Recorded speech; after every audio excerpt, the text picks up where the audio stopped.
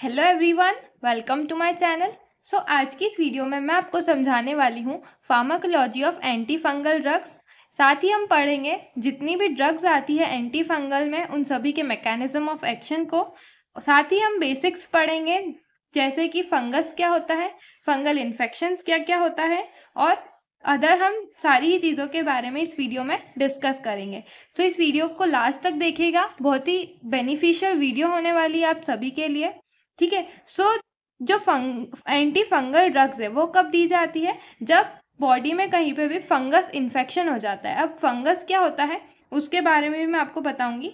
तो fungal infections जो है उसको एक और वर्ड दिया गया है जिसको हम बोलते हैं माइकोसिस। क्या बोलते हैं? माइकोसिस। तो जब भी आपको माइकोसिस वर्ड दिखे तो आपको समझ जाना है कि यहाँ पे फंगल इन्फेक्शन की बात की गई है। तो इसमें आप ये डेफिनेशन भी लिख सकते हैं, एंटी फंगल ड्रग्स और anti fungal agents are those drugs which are used in treatment of mycosis. ठीक है, यानी कि फंगल इन्फेक्शन को ट्रीट करने के लिए जो ड्रग्स दी जाती है उनको हम एंटी फंगल ड्रग्स बोलते हैं ना। फंगस इन्फेक्शन जो है वो एक माइक्रोस्कोपिक ऑर्गेनिज्म के द्वारा कॉज होता है जो कि क्या करता है, एपिथेलियल टिश्यू को इन्वेड करता है, यानी कि अटैक कर सकता है।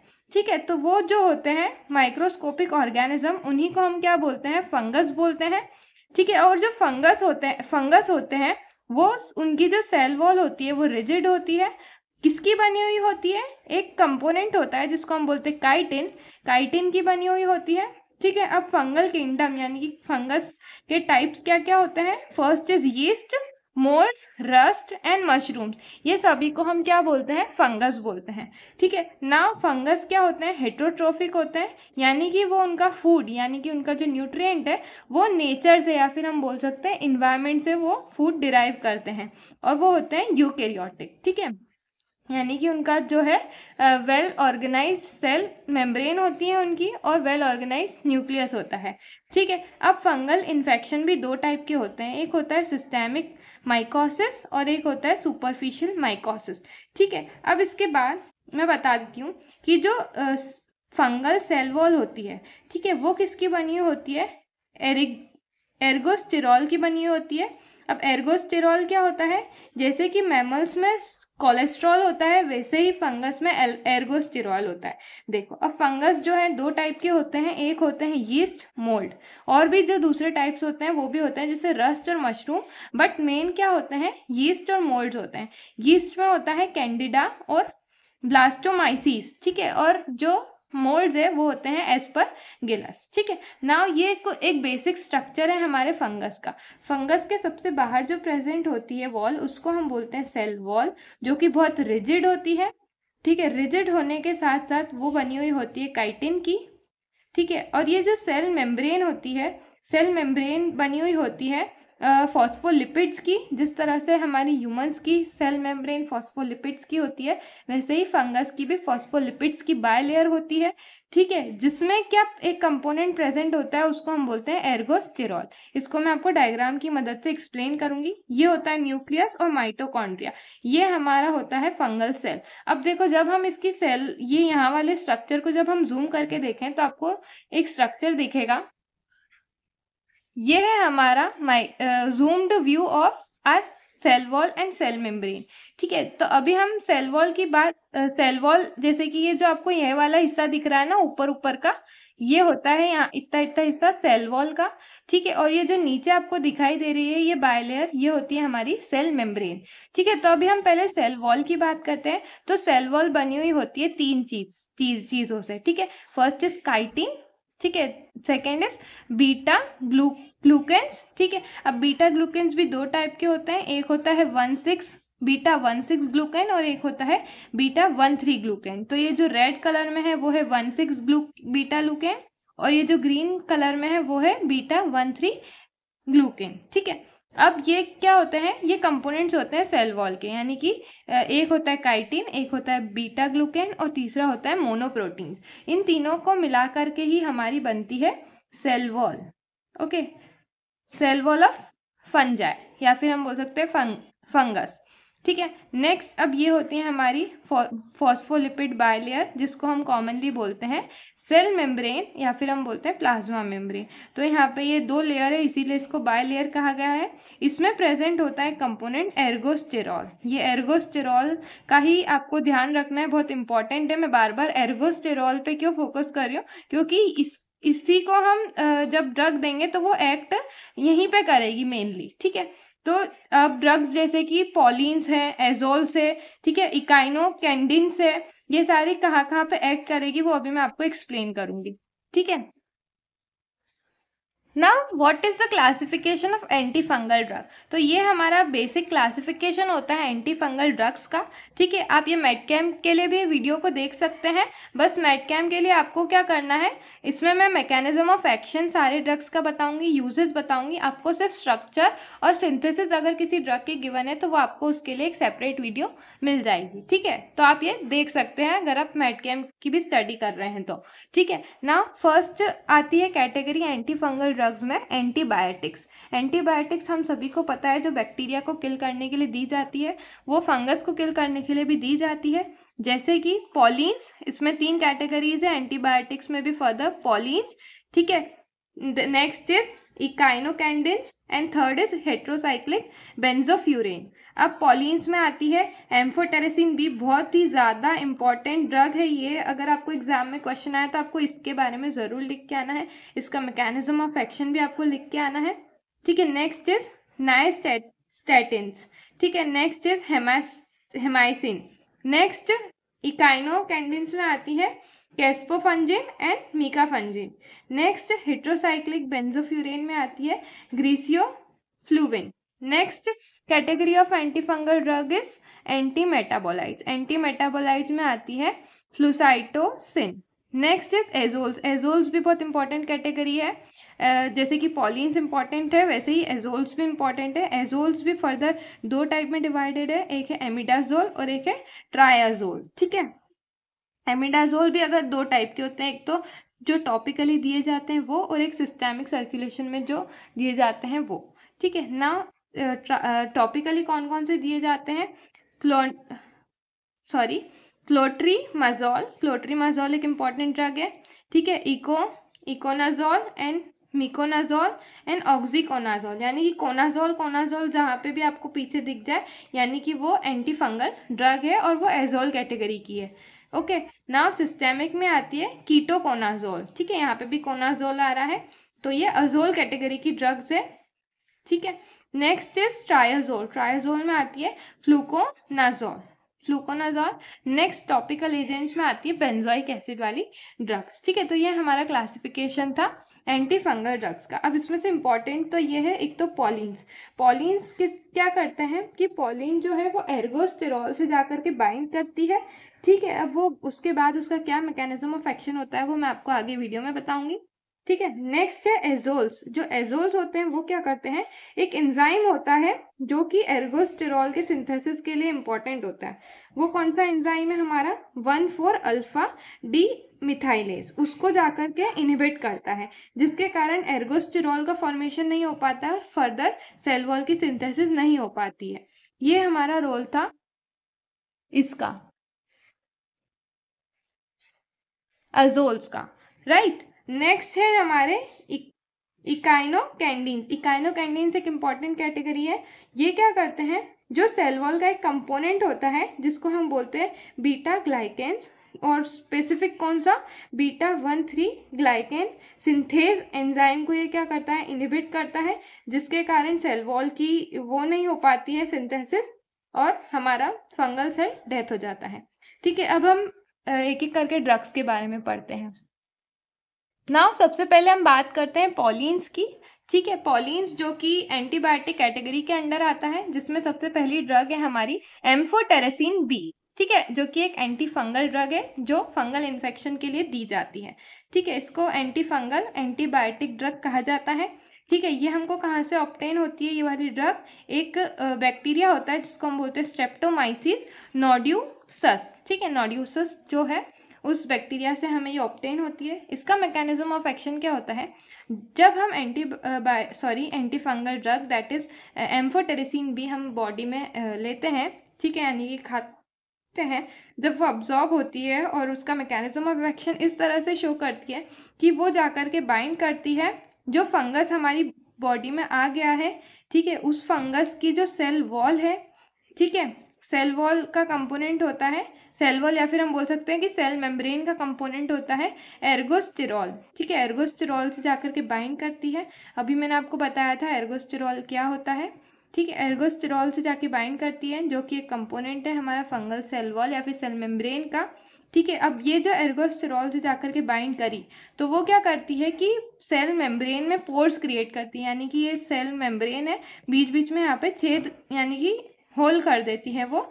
तो इससे क्या होता है कि जो जो मोनोवेलेंट आयन्स है जैसे कि सोडियम, पोटेशियम, मैग्नीशियम, इन सब की क्या होने लग जाती है, लीकेज होने लग जाती है। तो ये सब जो है बाहर जाने लग जाते हैं सेल मेम्ब्रेन के बाहर, यानी कि पूरे सेल के ही बाहर ये सारे कंपोनेंट्स चले जाते हैं, जिससे कि क्या होता है, सेल लाइसिस यानी कि सेल डेथ हो जाती है, सेल मर जाता है, यानी कि फंगल सेल की डेथ हो जाती है, हम ऐसा बोल सकते हैं।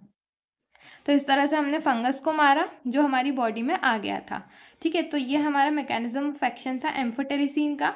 एक बार और बता देती हूँ, एम्फोटेरिसिन बी जब हम हमारी बॉडी में लेते हैं तो वो जो फंगल सेल वॉल जो है, यानी कि जो फंगस हमारी बॉडी में एंटर कर गया है, उसकी सेल वॉल का जो एक कंपोनेंट होता है एर्गोस्टेरॉल, उससे जाकर के बाइंड करता है।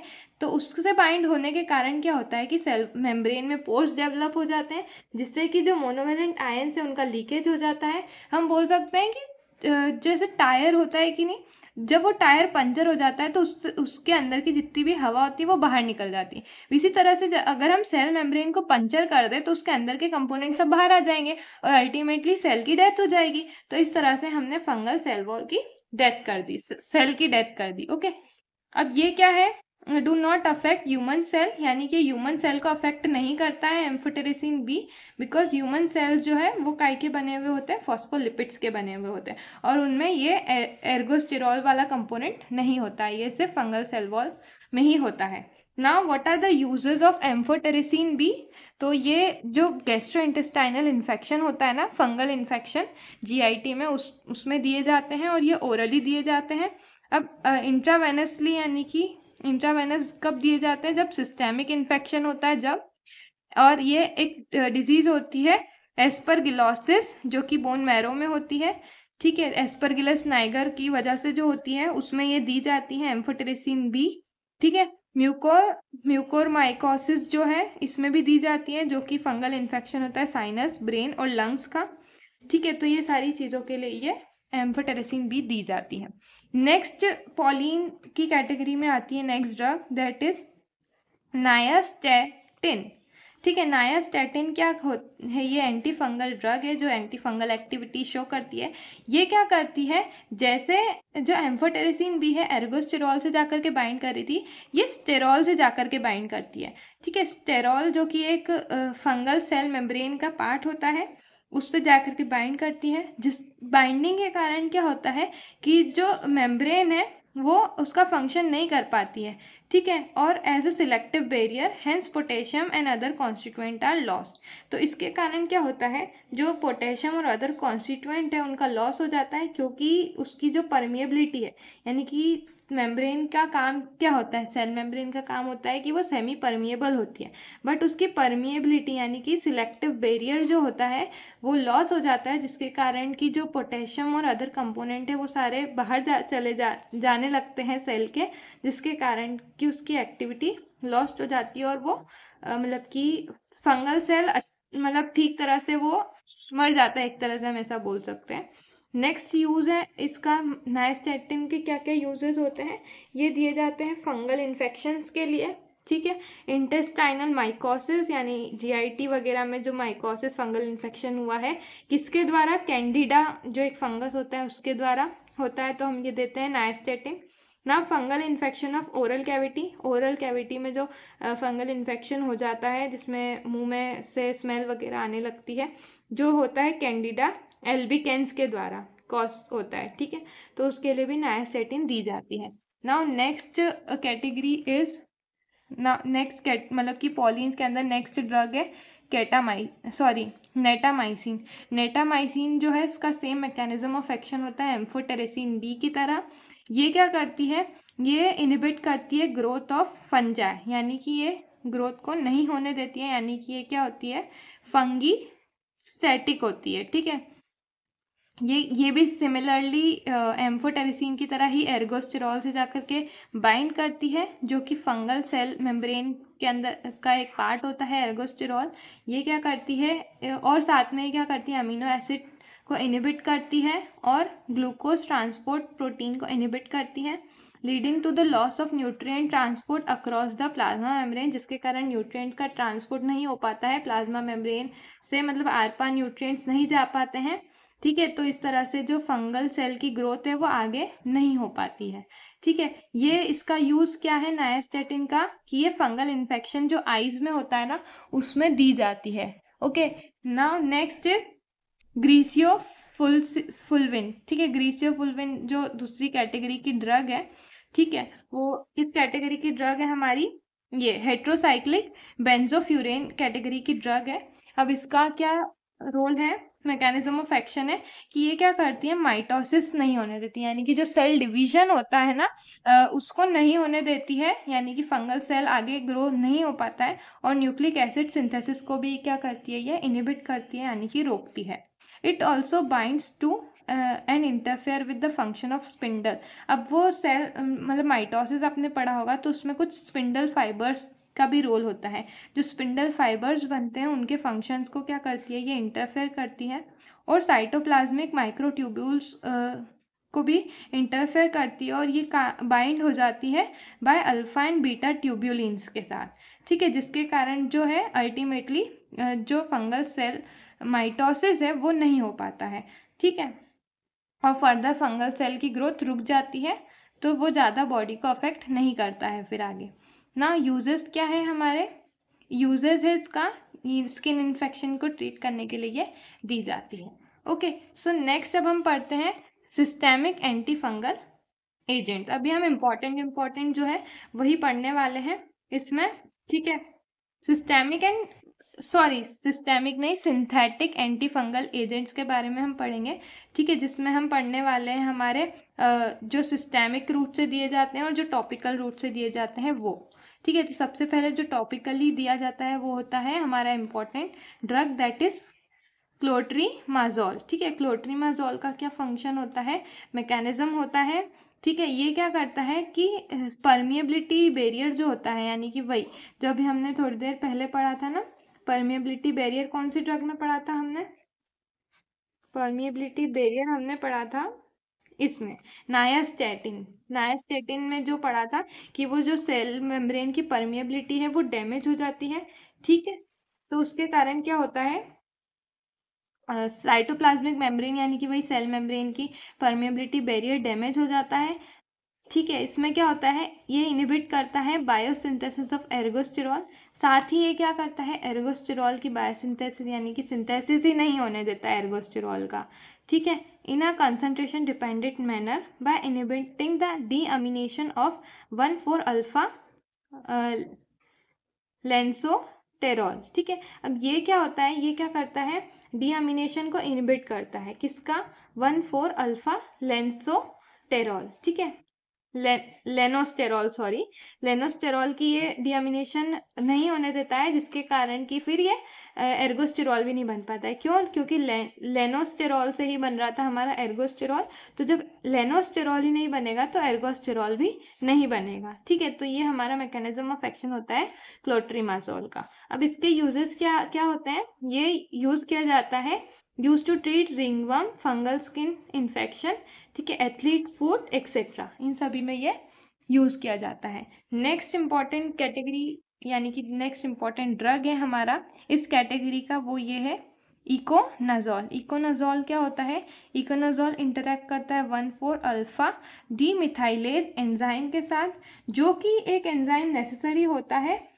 लेनोस्टेरॉल को कन्वर्ट करता है एर्गोस्टेरॉल में। जैसा मैंने अभी आपको बताया था इसके पहले कि लेनोस्टेरॉल से बनता है हमारा ergosterol in the presence of enzyme 1,4 alpha demethylase. तो जब इसको ही इनहिबिट कर देगा इस एंजाइम को, तो हमारा एर्गोस्टेरॉल नहीं बन पाएगा, और एर्गोस्टेरॉल नहीं बनेगा तो अल्टीमेटली वहाँ पे जो हमारी फंगल सेल में जो मेम्ब्रेन है वो नहीं बन पाएगी और उसकी फंगल सेल की डेथ हो जाएगी।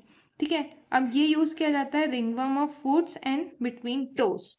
ओके, ये देखो यहाँ पे ये हमारा जो लेनोस्टेरॉल है, लेनोस्टेरॉल बनता है, उससे बनता है हमारा ergosterol in the presence of enzyme 1,4 alpha demethylase. ठीक है, डी यहाँ पे मिथाइलेज आएगा। ओके, सो ये हमारा बन गया एर्गोस्टेरॉल। तो हमने इसको इनहिबिट कर दिया तो हमारा एर्गोस्टेरॉल नहीं बना।